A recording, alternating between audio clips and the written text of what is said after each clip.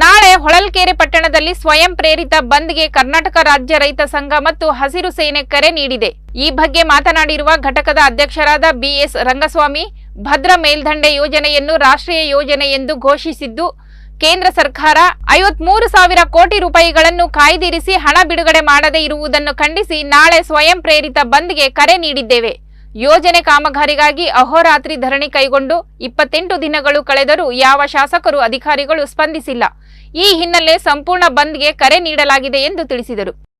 ಏನು ಕೇಂದ್ರ ಸರ್ಕಾರ 5,300 ಕೋಟಿ ಚಿತ್ರದುರ್ಗ ಜಿಲ್ಲೆಗೆ ಬರದ ನಾಡು ಅಪ್ಪರ್ ಭದ್ರದ್ದು ಮುಂಗಡ ಪತ್ರದಲ್ಲಿ ಏನು ಅನೌನ್ಸ್ ಮಾಡಿತೋ ಇವತ್ತಿಗೂ ವರ್ಷ ಆದರೂ ಬಿಡುಗಡೆ ಮಾಡಿಲ್ಲ.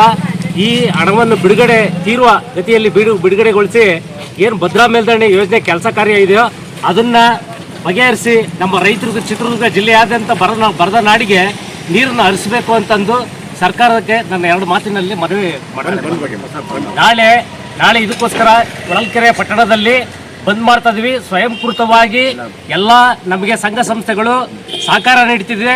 ಸ್ವಯಂಕೃತವಾಗಿ ಬಂದ್ ಮಾಡ್ತೀವಿ. ಅಹಿತಕರ ಘಟನೆ ಯಾವುದು ನಡೆಯಬಾರದು, ಶಾಂತಿಯುತವಾಗಿ ನಡೀತೀವಿ. ಕೇಂದ್ರ ಸರ್ಕಾರ ಇದನ್ನ ತಿಳ್ಕೊಂಡು ನಮಗೆ ಸಹಕಾರ ಮಾಡಬೇಕು. 5,300 ಕೋಟಿ ತೀರುವಗತಿಯಲ್ಲಿ ಬಿಡುಗಡೆ ಮಾಡಿ ಕೆಲಸಕ್ಕೆ ಅನುಮತಿ ಮಾಡಿಕೊಡ್ಬೇಕು ಅಂತಂದು ಮನವಿ ಮಾಡ್ತಾರೆ.